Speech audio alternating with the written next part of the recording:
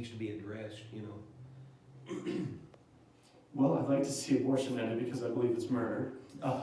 That's important for me.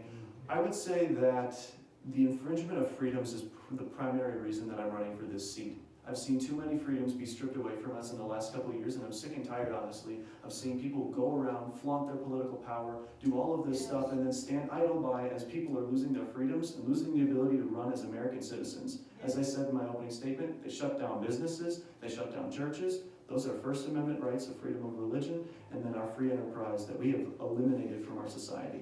So I would say I'm going to stand strong for freedoms. But that freedom also comes with a slight caveat here.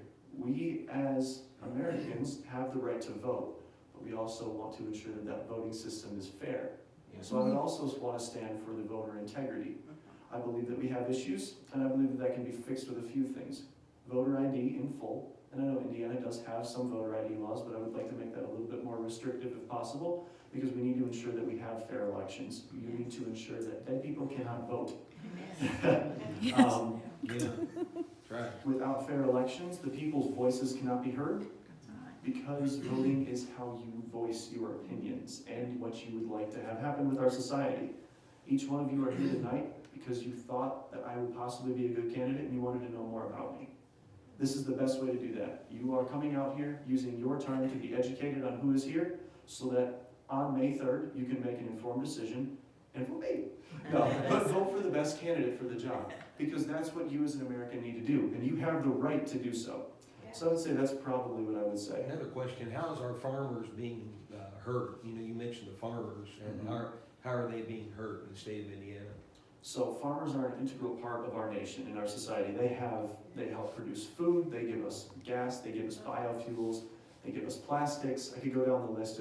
There's hundreds of things that farmers do because of their corn, soybeans, meat, etc.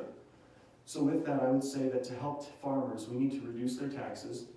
I know that property taxes are a big issue for a lot of farmers because they have to pay such a high property tax rate. But I also know that property taxes are how cities and counties fund themselves. So we would need to make sure that we look at how the taxes are done. I'm not exactly sure what that would look like because that's a whole process of fixing that system. But we would need to look at every single tax and say, what is this going towards and how can we fix this so that we can make it more efficient and more effective for the farmers.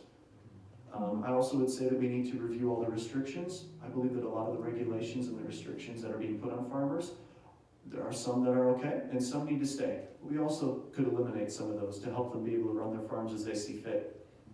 And lastly, inflation hurts a lot of people. Inflation is hurting every one of us. We see the gas prices right now.